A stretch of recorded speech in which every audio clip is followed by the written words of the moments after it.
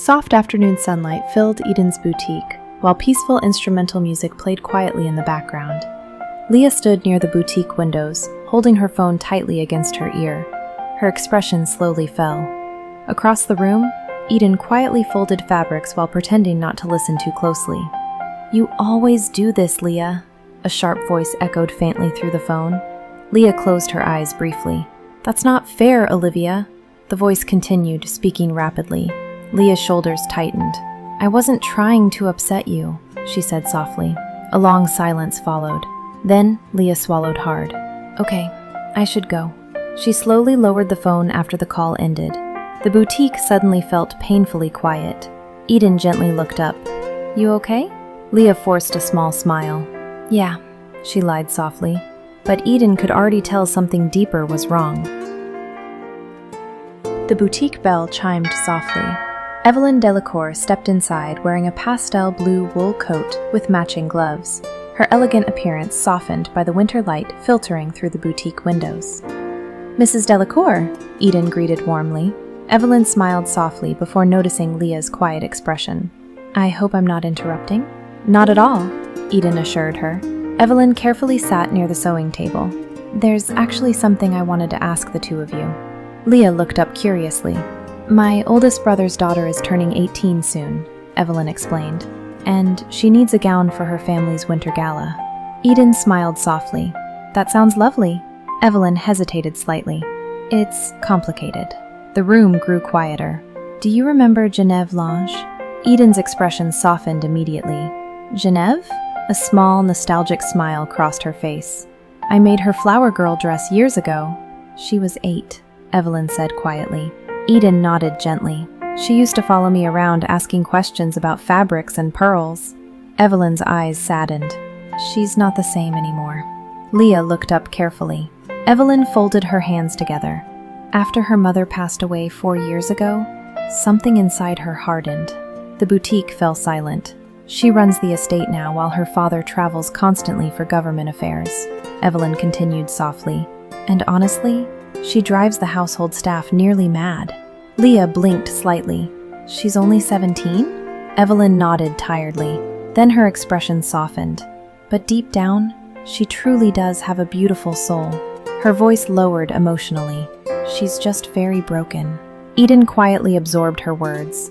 Then Evelyn looked between both women. "I was hoping the two of you would help her."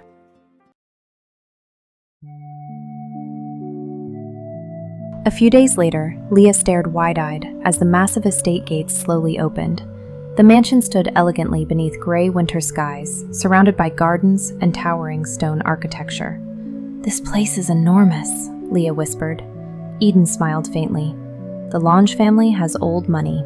Inside, staff hurried nervously through the grand halls carrying flowers, fabrics, and trays. The atmosphere felt beautiful, but tense. At the top of the staircase stood a young blonde girl dressed in an elegant ivory outfit, Genève L'Ange. She descended the stairs gracefully. For a brief moment, her expression softened seeing Eden. "Miss Eden," Eden smiled warmly. "Genève," but the warmth quickly faded as Genève's eyes shifted toward Leah. "You're the assistant?" Leah blinked slightly.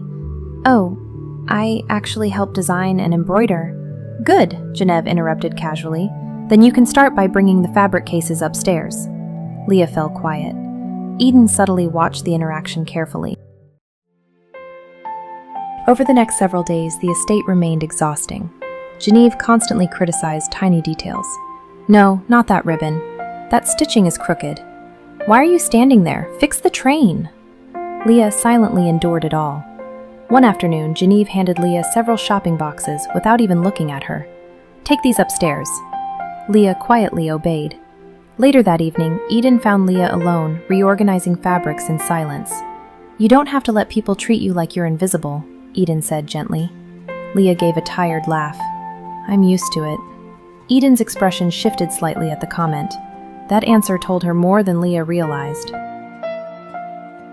Rain tapped softly against the estate windows, while Eden adjusted fabric along Genève's gown. Leah quietly stood nearby, pinning lace. Genève sighed dramatically. "No, it still doesn't feel right." Frustration filled her voice. Then she suddenly turned toward Leah. "Can you stop just standing there and actually help?" Leah immediately moved faster. Eden quietly watched the interaction. A few moments later, Genève stormed from the room in frustration. Silence filled the fitting room. Leah kept her eyes lowered as she folded fabric. Then Eden softly asked, "Who does she remind you of?" Leah froze. Her hands slowly stopped moving. Eden's voice remained gentle. "This isn't just about Genève anymore, is it?" Leah's eyes filled slightly. "She reminds me of my sister." The room grew quiet. Leah swallowed hard. "No matter what I do, it's never enough for Olivia either." Eden listened quietly. Leah laughed softly through emotion. "I think part of me keeps trying to earn love from people who already decided not to give it." Eden's expression softened deeply. "Oh, Leah." Several evenings later, the finished gown shimmered beneath the warm lights of the grand fitting room.